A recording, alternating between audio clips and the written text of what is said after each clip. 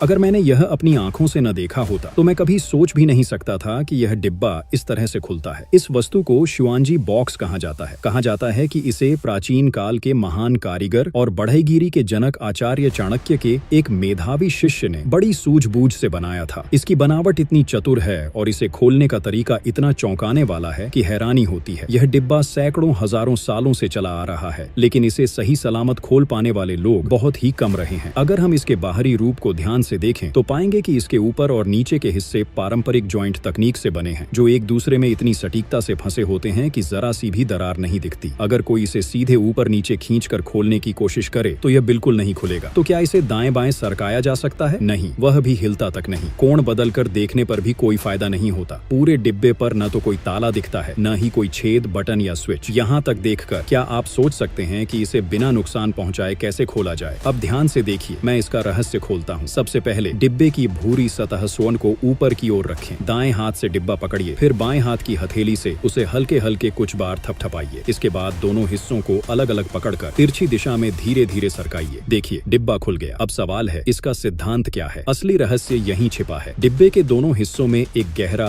और एक उथला छेद होता है और लाल हिस्से के छेद में एक छोटी सी लोहे की गोली लगी होती है। आइए उसे निकाल कर देखें। असल में जब यह गोली भूरी सतह की ओर होती है तो वह बाहर की ओर उभर आती है और डिब्बे को खुलने से रोक देती है। अगर हमें डिब्बे को दोबारा बंद करना हो तो बस उस गोली को लाल हिस्से के गहरे छेद में डाल दें, फिर भूरी सतह को सही जगह पर रखते हुए तिरछे तरीके से अंदर सरकाएं। इसके बाद डिब्बे को पलटकर हथेली पर हल्के हल्के थपथपाएं। जब गोली उथले छेद में गिर जाती है तो डिब्बा फिर से लॉक हो जाता है।